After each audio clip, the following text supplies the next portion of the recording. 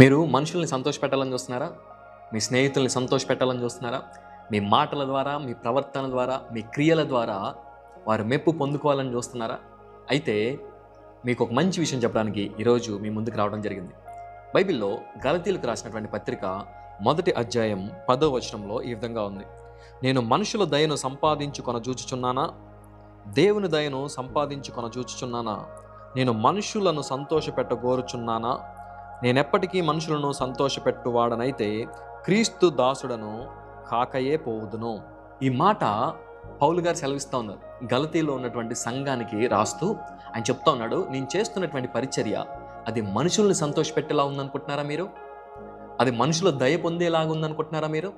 లేదు లేదు లేదు, నేను మనుషుల్ని సంతోషపెట్టడానికి ఏమీ చేయట్లేదు, కానీ నేను దేవుణ్ణి సంతోషపెట్టడానికి, దేవుని దగ్గర నుంచి మెప్పు పొందడానికి, దేవుని దగ్గర నుంచి ఆశీర్వాదాలు పొందుకోవడానికి, దేవుని దగ్గర నుంచి దీవెన పొందుకోవడానికి మాత్రమే నేను నా పరిచర్యను చేస్తున్నానని చెప్పి పౌలు గారు ఇక్కడ గలతీ సంఘానికి చెప్తా ఉన్నారు. అదే మాట నేటి సమాజంలో మనకి కూడా వర్తిస్తుంది. మనుషుల్ని సంతోషపెట్టడానికి, మనుషుల యొక్క మెప్పు పొందడానికి ఎన్ని క్రియలు చేసినా మనము మనుషుల్ని సంపాదించుకోలేము. ఎందుకనంటే మనుషులు ఏ విషయంలో తృప్తి చెందుతారు, ఎప్పుడు తృప్తి చెందుతారు అనేది మనకి తెలియదు. ఒక సందర్భంలో వారు నిన్ను మెచ్చుకోవచ్చు, కానీ అదే మనుషులు వేరొక సందర్భంలో నీపై నిందలు మోపొచ్చు. కాబట్టి మనము మనుషుల యొక్క మనసులో స్థానం సంపాదించుకోవడం కొరకు ప్రాకులాడటం పక్కన పెట్టి దేవుని యొక్క మనసులో స్థానం సంపాదించుకునేటువంటి వారిగా ఉండడానికి ప్రయత్నం చేయాలి. ఎందుకంటే దేవుడు మనకు ఆశీర్వాదాన్ని ఇచ్చేటువంటి వాడుగా ఉన్నాడు, ఆయుష్నిచ్చేటువంటి వాడుగా ఉన్నాడు, పరలోకమునిచ్చేటువంటి వాడుగా ఉన్నాడు. కాబట్టి మనము దేవుణ్ణి సంతోషపెట్టేటువంటి వారుగా ఉండాలి.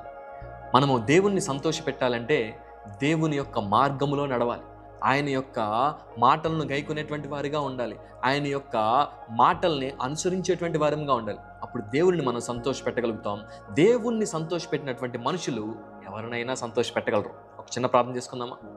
మా తండ్రి, మా యొక్క అనుదిన జీవితంలో మేము మనుషులను సంతోషపెట్టే వారిని కాక నిన్ను సంతోషపెట్టేటువంటి వారిగా ఉండడానికి నీ యొక్క సహాయమును మాకు దయచేయమని యేసు నామములో అడుగుతున్నాము పరమ తండ్రి.